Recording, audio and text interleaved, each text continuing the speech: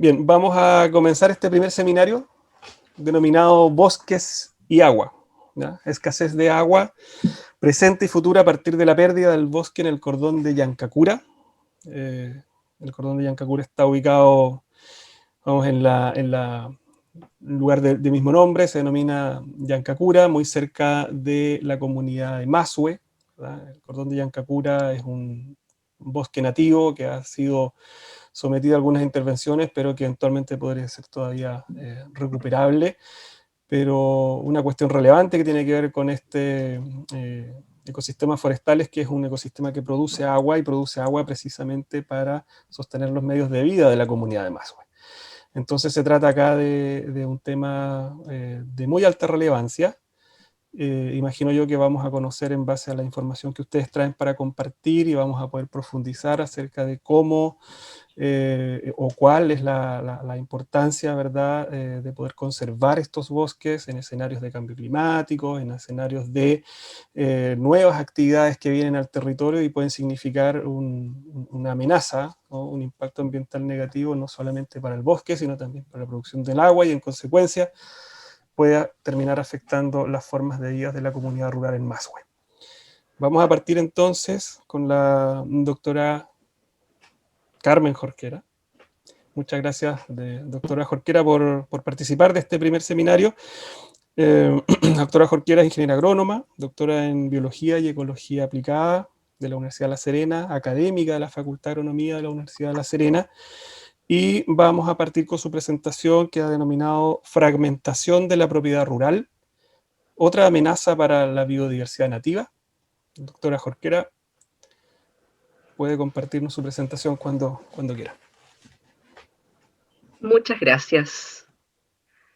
Muy buenos días. Bueno, el grupo aquí presente es pequeñito y mayoritariamente está compuesto por profesionales, pero la presentación está organizada para llegar a quienes realmente están a cargo de la toma de decisiones.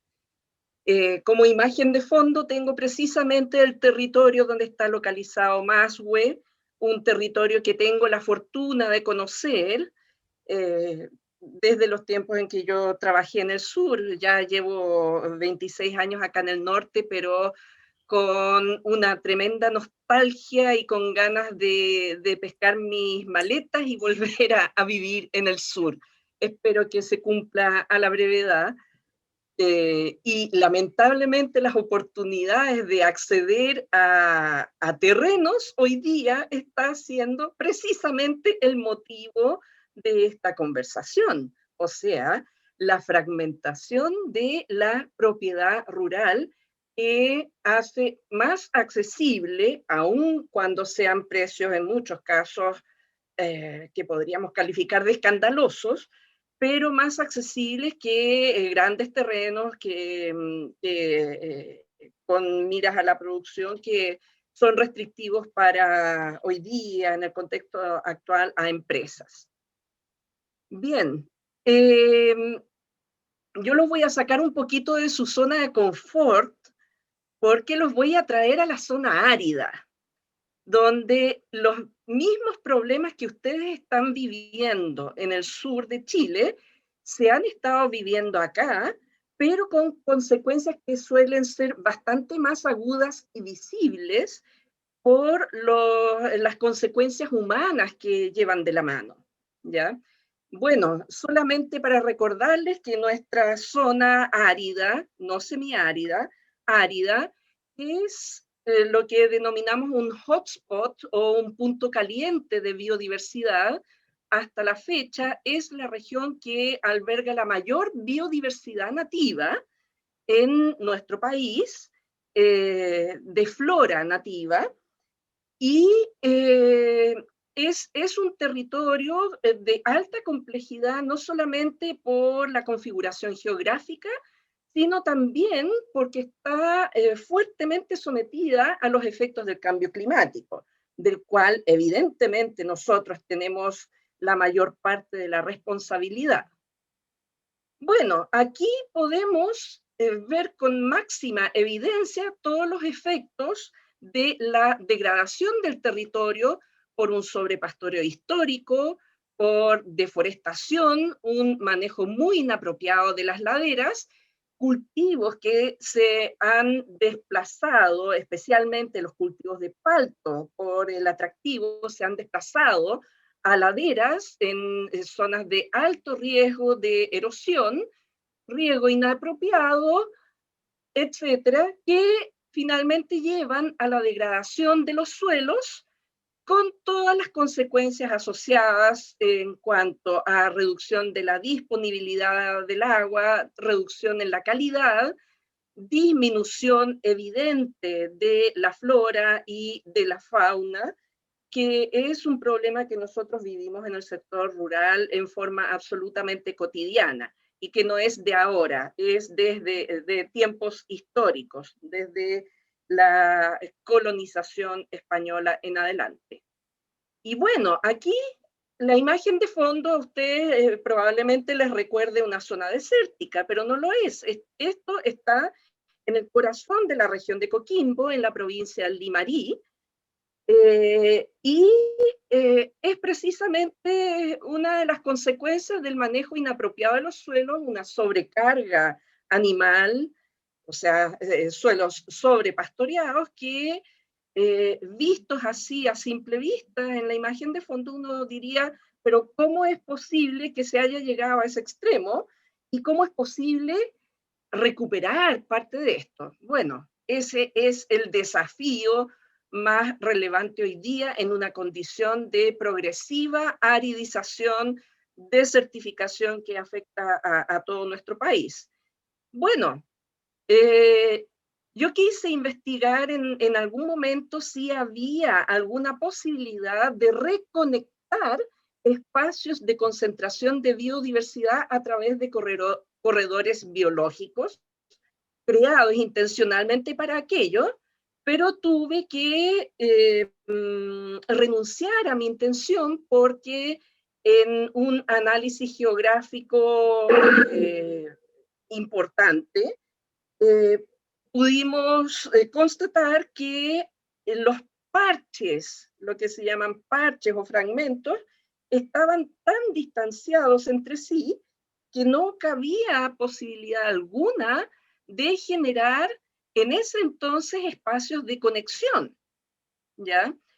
Y en estos espacios rurales, en los que tienen todavía acceso a agua, se ha intensificado la fragmentación a través precisamente de proyectos inmobiliarios.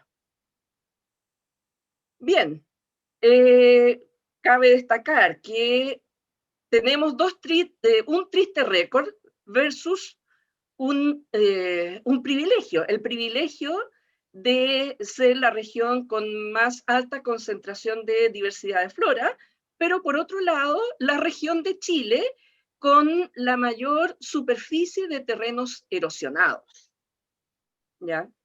Y esto se va desplazando hacia el sur. A medida que aumenta la aridez, se desplaza hacia el sur. Bueno, aquí la condición más aguda es el cambio climático. Aun cuando queramos y hagamos todos los intentos por recuperar flora nativa, la restricción del agua es el talón de Aquiles, es el punto de tope. Aún así se han hecho una serie de esfuerzos. Y bueno, para que nuestro público lo entienda, volver atrás una situación de degradación es extremadamente complejo. Si le agregamos estos otros ingredientes, es más difícil aún. Encontrar espacios que sean resilientes, o sea, que sean capaces de recuperarse en forma espontánea en zonas tan castigadas como la zona árida del norte, de transición hacia el desierto, o lo que está ocurriendo en la zona central, pasa a ser un desafío que es mucho más caro de abordar. Por ende, antes de intervenir, nosotros debiéramos pensar en ¿cuánto va a costar después cuando necesitemos recuperar?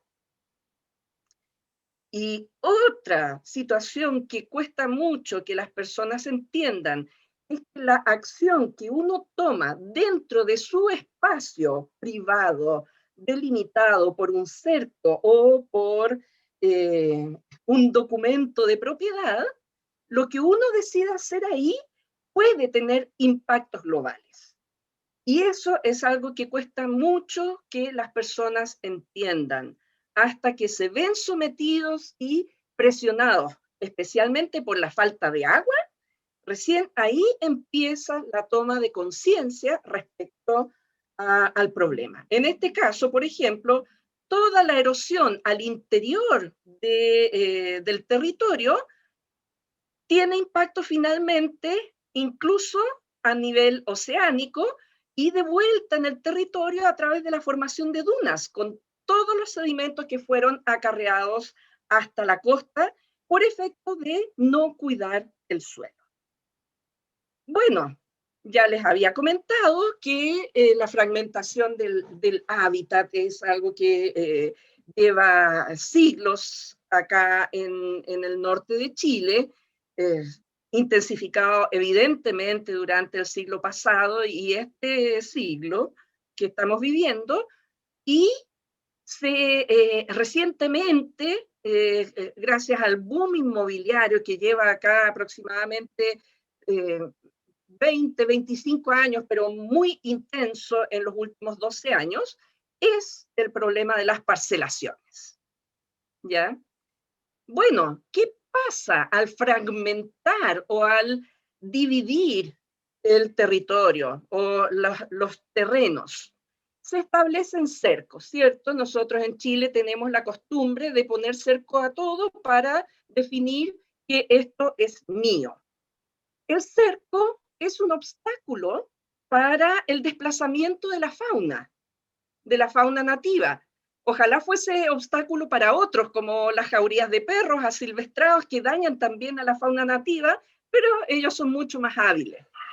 Eh, y aunque uno no lo crea, bueno, el cerco establece que yo puedo hacer lo que yo quiero de acuerdo a nuestra regulación actual.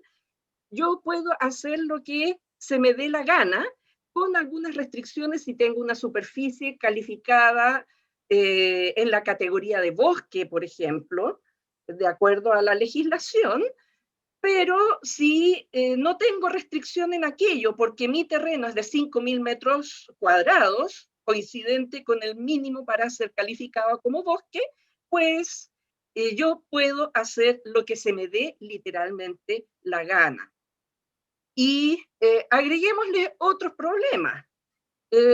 No solo es el cerco, es que si yo quiero despejar todo, como se acostumbra a hacer acá en el norte, en que el común de las personas que adquiere un terreno no tiene idea lo que es un lucumillo, ve un matorral que aparentemente está degradado porque no ha recibido agua durante 5 o 6 años, pero basta un año un poquito más lluvioso y el desierto florece y cambia totalmente el paisaje. Pero ¿qué están haciendo las personas? Despejan todo, instalan su casa y buscan agua. Buscan agua en pozos no inscritos, obviamente, a través de pozos no inscritos. Entonces, con todo este escenario, lo que hacemos es que se hayan perdido, de hecho, en áreas que están catalogadas como áreas prioritarias para la conservación, los proyectos inmobiliarios no han tenido freno y han destruido la flora nativa, incluso de especies que están en categoría de conservación. Nadie supervisa aquello en esos espacios. Bueno, el origen de la fragmentación es múltiple. El origen natural, en nuestro caso, tiene que ver con la condición progresiva de aridización que hace que en el Parque Nacional Bosque Fray Jorge tengamos formaciones vegetacionales que son típicas del sur. Tenemos canelo, tenemos olivillo, eh, pero fundamentalmente la fragmentación durante los 2 últimos siglos ha sido fuertemente antrópica.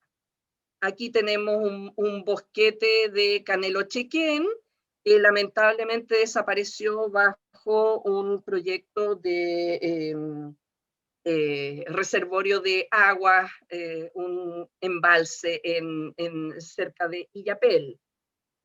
Bueno, ¿y qué pasa con estos fragmentos? Pensemos solamente en el desplazamiento de un animal.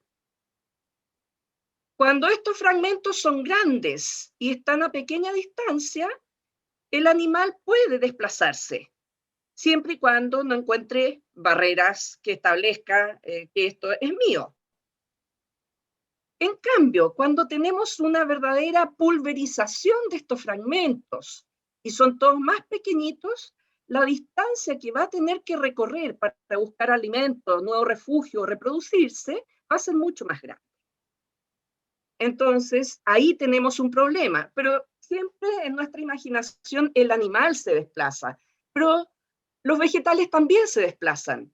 Necesitan cierta distancia mínima para intercambiar polen, por ejemplo, y poder reproducirse exitosamente.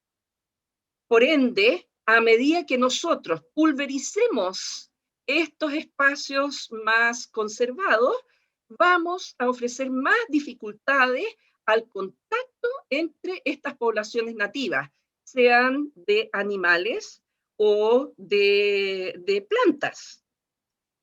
Y el aislamiento definitivamente es un factor que puede llevar a serio riesgo de supervivencia de las poblaciones.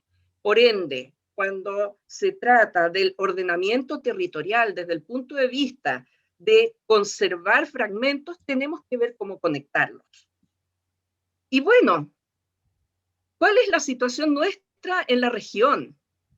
Es una región que tiene una proporción de superficie bajo el sistema oficial de protección de la biodiversidad, las áreas, distintas áreas SNASPE, que son muy pequeñas en proporción a todo el territorio.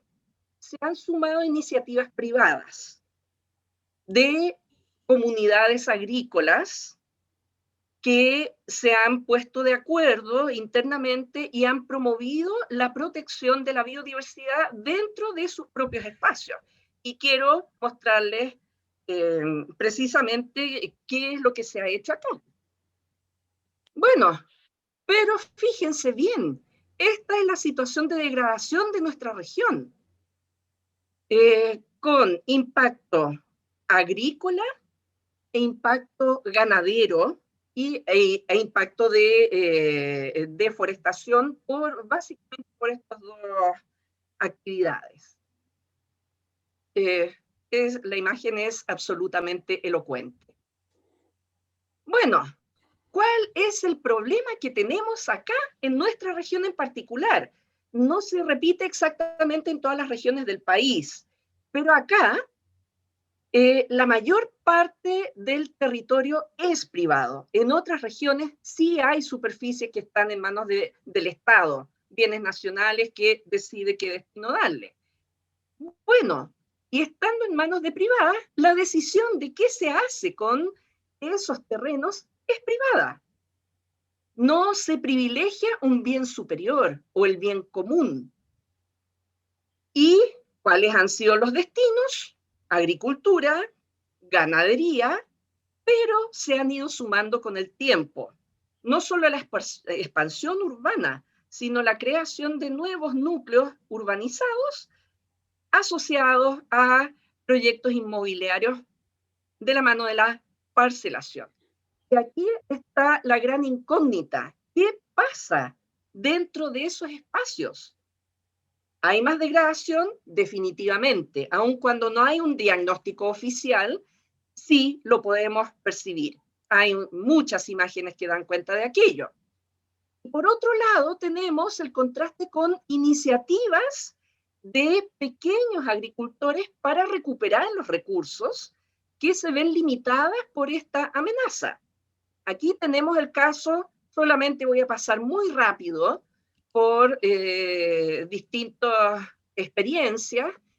Esta es un área de reserva privada, en manos de una comunidad agrícola que decidió resguardar 100 hectáreas y que gracias a un estudio que pudimos desarrollar, contrastando lo que había afuera y lo que estaba dentro, ellos decidieron extender el acuerdo de conservar esa área, porque es un área es muy parecida a Altos de Talinay, que es del bosque, o sea, que es un fragmentito del Parque Nacional Bosque Fray Jorge. 2 minutos. Y vamos a través de las imágenes viendo los cambios. Esto es la decisión colectiva, comunitaria, de manejar el territorio. ¿Ya? Este es el efecto. Independiente que acá hay componentes exóticos, fueron puestos ahí a propósito. Cambios en el paisaje asociados a la decisión colectiva, que son muy interesantes. Y acá se ve cercado, con más diversidad, y abierto, con muy baja diversidad. El riesgo que tenemos en las parcelaciones es que esto desaparece. En el caso de las aves, dentro y fuera, nidos establecidos durante apenas una temporada.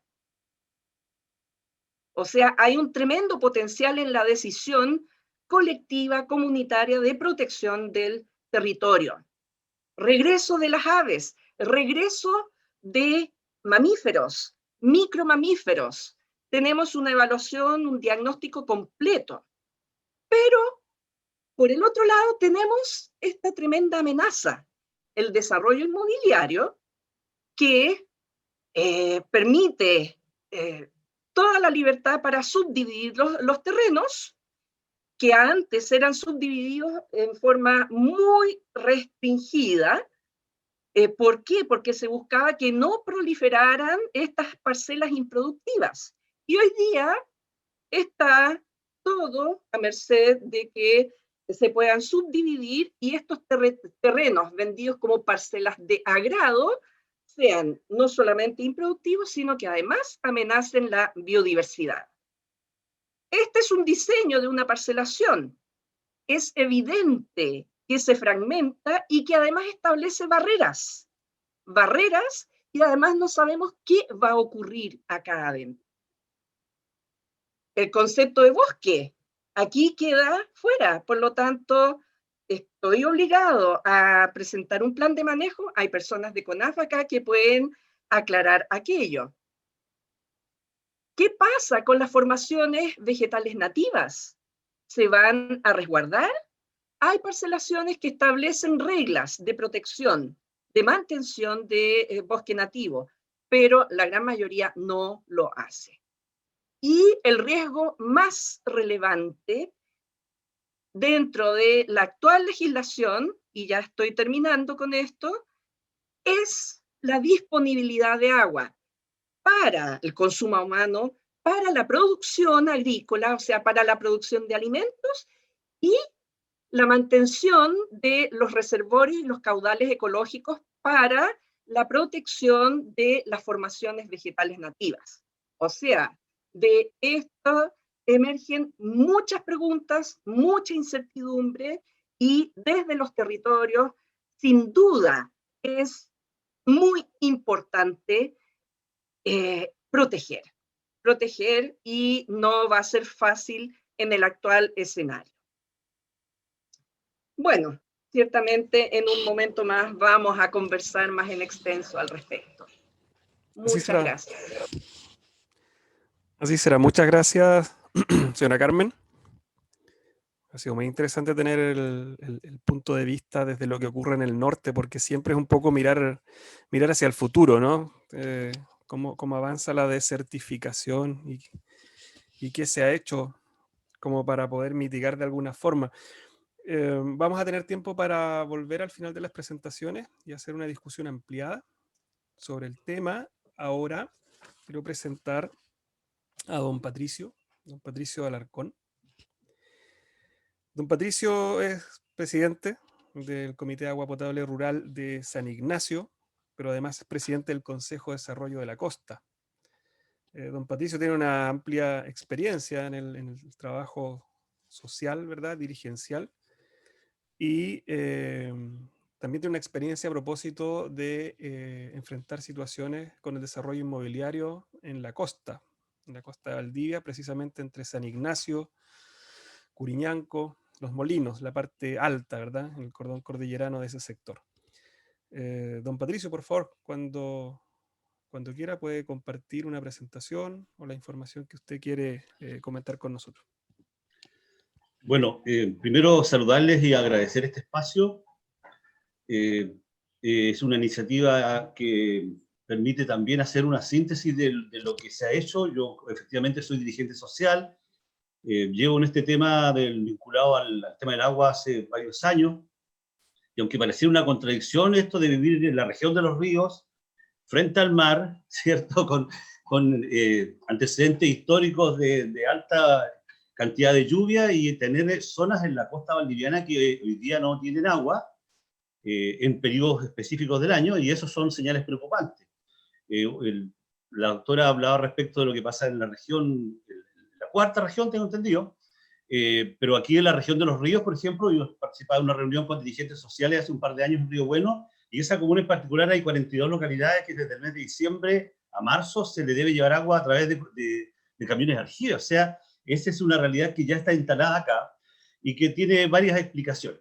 Bueno, yo soy efectivamente presidente de una APR, de esta organización que administra ese sistema comunal de agua, porque hay que aclarar eso, los APR no son empresas privadas, digamos. Si hay algo que quedó comunitario en el agua en este país, o social, mejor dicho, son los comités de agua potable rural que administramos los mismos usuarios.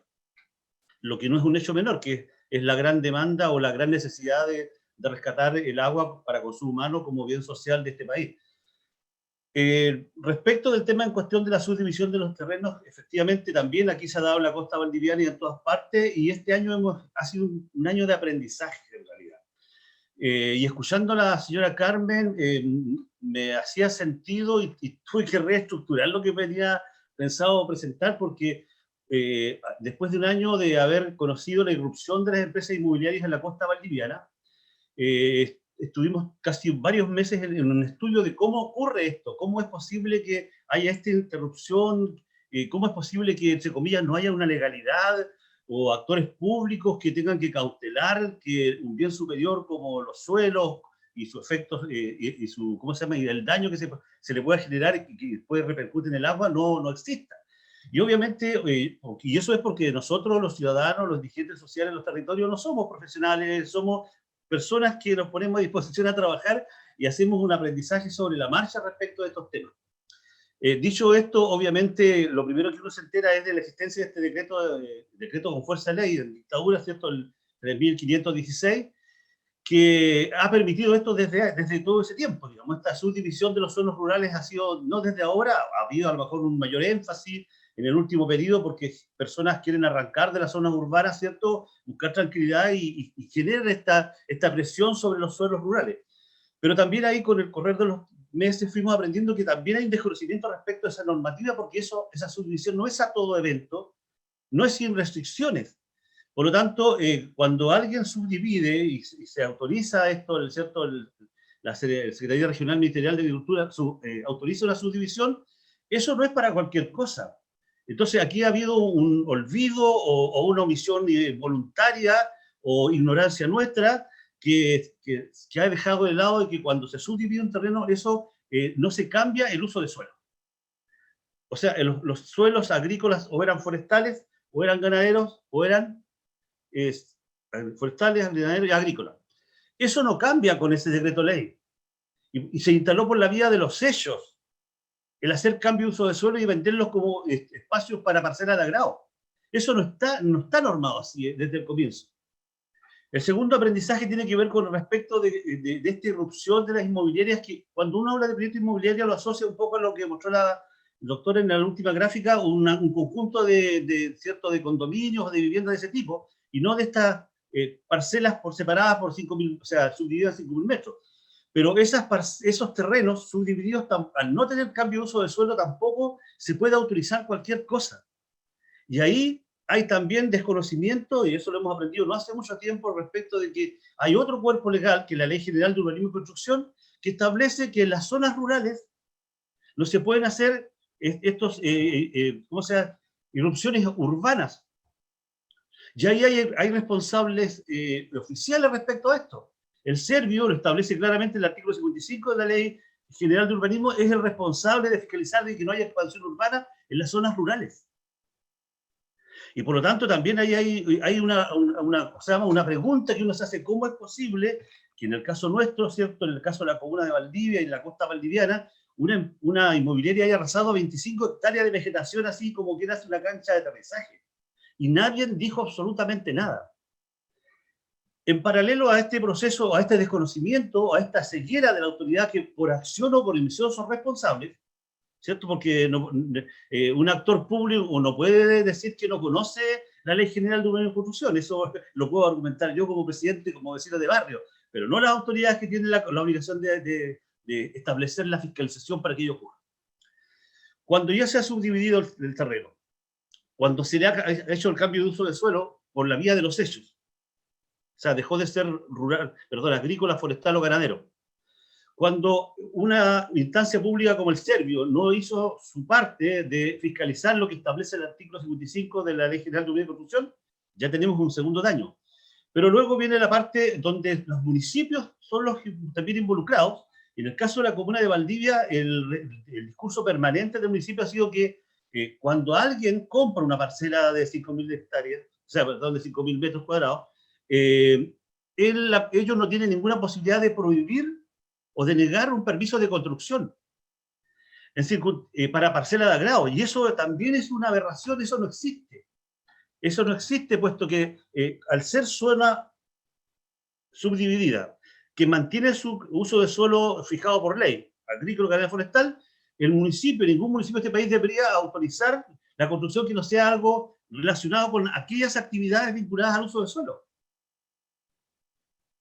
Y por lo tanto hay un tercer actor público que también hace caso omiso, o por omisión o por ignorancia. Yo a esta altura me atrevo a decir que hay un desconocimiento. O sea, si nosotros los ciudadanos desconocemos esto, se puede entender, pero profesionales o entes públicos que tienen la obligación de cautelar esto no lo hacen.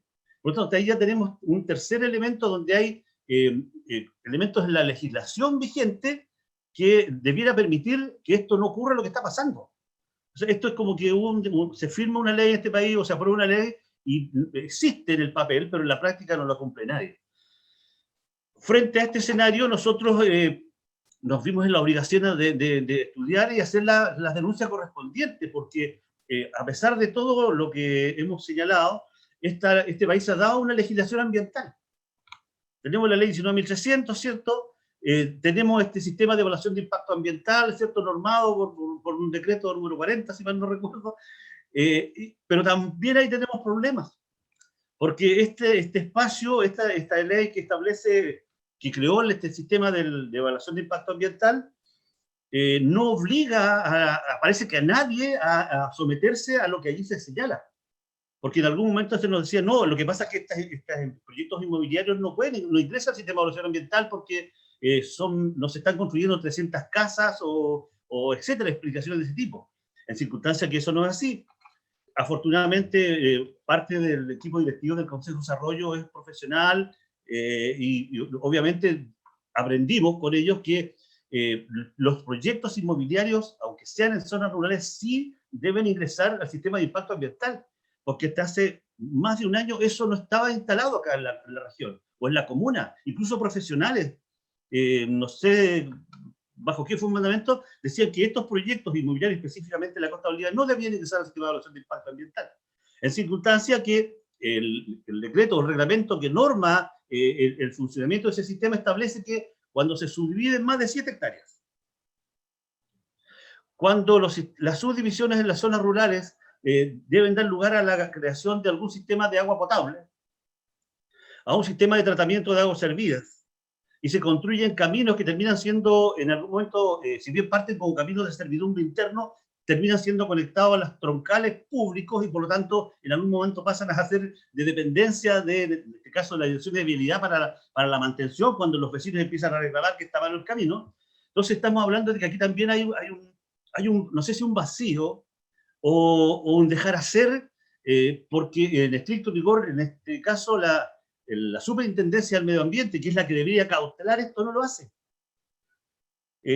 Desconozco en realidad, porque no he estudiado a fondo el tema, pero lo que sabemos es que aquí, si un ciudadano no hace la denuncia, si uno no hace una marcha, si uno no hace algo fuera de lo que está establecido en la norma, no pasa absolutamente nada.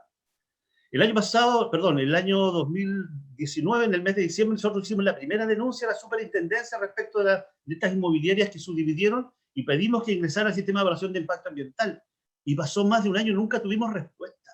Nunca tuvimos respuesta del órgano llamado a cautelar que efectivamente los proyectos inmobiliarios, cuando cumplen esas 4 condiciones que he señalado, que están establecidas en el reglamento que norma el funcionamiento del sistema de evaluación de impacto ambiental, no lo hizo. Tuvimos que hacer una caravana, tuvimos que embarcar más gente, tuvimos que hacer una serie de hechos, de denuncias públicas para poder llegar a eso. Afortunadamente, entre comillas, afortunadamente vino el invierno y dejó en evidencia un impacto directo de la intervención inmobiliaria. Porque claro, cuando habla uno del impacto de la intervención inmobiliaria, de la subdivisión, está hablando de un crecimiento exponencial de personas y cierto de una expansión urbana en una zona rural, que claro, hoy día es de media hectárea, pero la experiencia dice que cuando alguien compra media hectárea, a los 5 años está viviendo el hijo, la hija, el tío, y terminamos con una población inmensa. Ya nos ocurrió aquí en la costa de Valdivia, en Curiñanco, que siendo una zona rural está subdividida como terreno, como zona urbana, sin ninguna regulación de ningún tipo.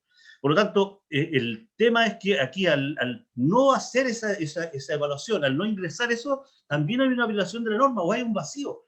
Por lo tanto, aquí va a haber que revisar y de hecho hemos estado conversando con parlamentarios, pero la verdad es que no entienden del tema porque también los intereses económicos, políticos están mezclados y por lo tanto el dueño de la inmobiliaria es que tiene también sus contactos y sus nichos y sus lazos que hace que esto todo se retrase. Después de un año se ingresaron, o sea, salió una orden, en este caso, digamos, un decreto de la superintendencia acogiendo nuestra denuncia, la acogió e instruyó iniciar el proceso para poder ingresar a estos proyectos al sistema de evaluación de impacto ambiental. Ha pasado casi 6 meses, 8 meses, no hay absolutamente ninguna medida, anuncio, algo que podamos saber que esto está dando curso, y en el intertanto, empresas inmobiliarias siguen interviniendo brutalmente. Brutalmente.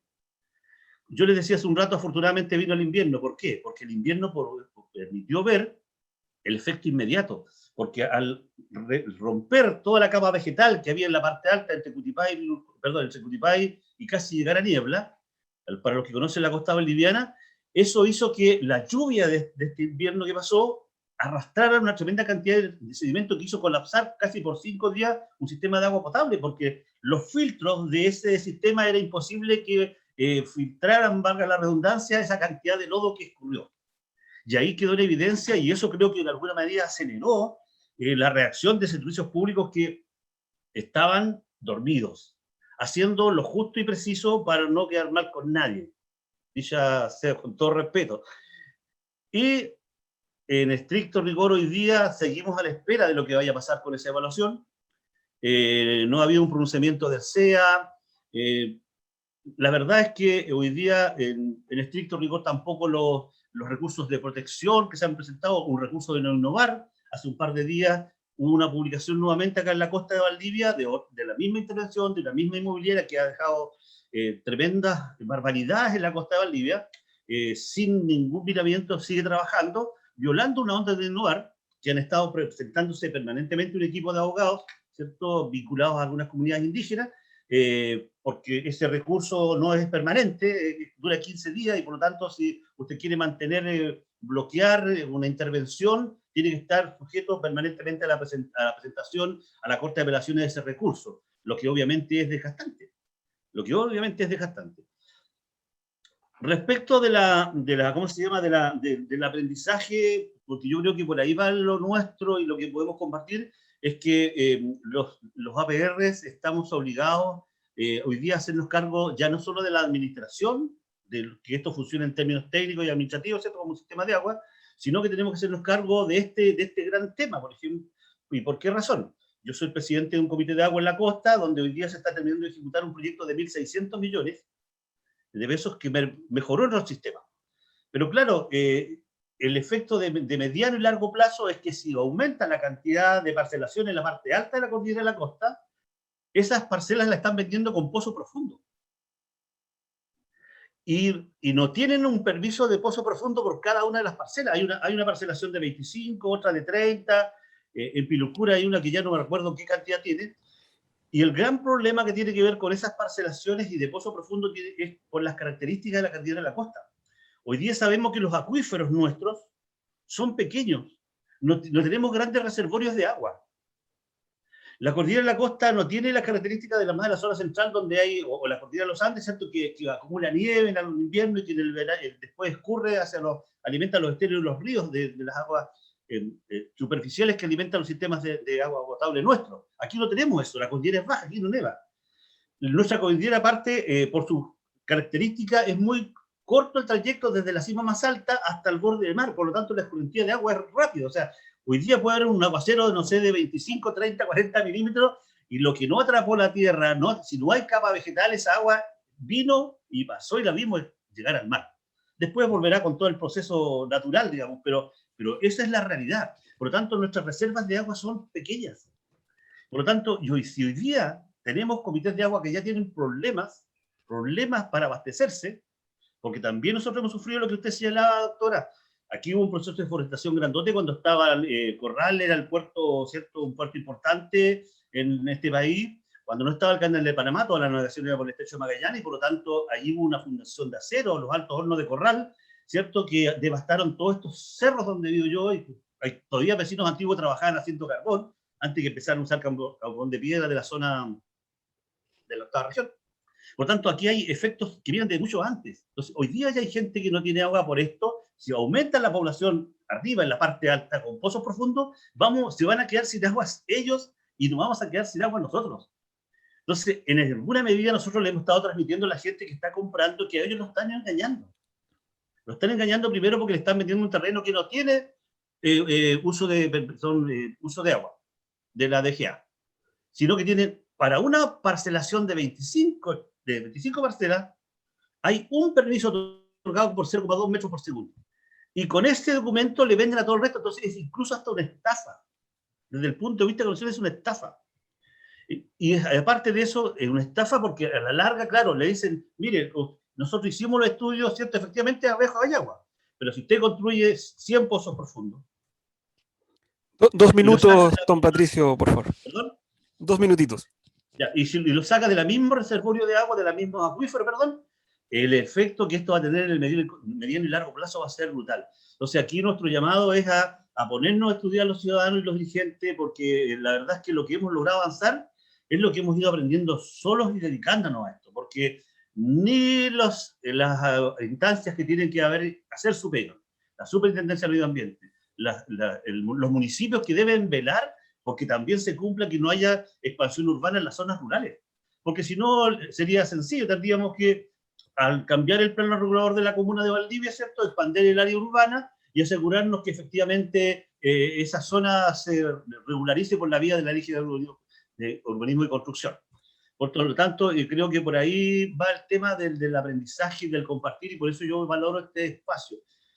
Perdonen que no haya tenido una presentación ordenada, estructurada, pero es un poco contar, es un relato a partir de lo que hemos estado haciendo durante este último tiempo, en que la verdad es que ha sido bastante difícil porque, hay que decirlo, hay un grado de inconsciencia general en la población igual. O sea, aquí hay gente que corta un árbol y un canelo y no está ni ahí. O sea, mientras la persona tenga agua, el problema no es de él. Y como este es un problema que es coyuntural en la costa, que hoy día en este rato en el verano no tengo agua, pero después en el invierno ese no es drama. Entonces, como no hay una visión de territorio y no hay una visión de largo plazo, entonces, claro, incluso la gente hace mal uso del recurso, hace lo que dice la doctora, limpia terreno, pasa máquina, y obviamente que todos esos pequeños daños se suman al daño de los inmobiliarias que yo yo quiero terminar con esto. No se trata de estar aquí en una guerra contra la inmobiliaria, y aquí lo que se trata es que se cumpla la legislación que existe. Lo que nosotros pedimos desde el Consejo de Desarrollo es que efectivamente se haga la evaluación de impacto ambiental que determine si efectivamente construir 400 parcelas o 200 parcelas en la parte alta de la cordillera costa no va a tener ningún efecto.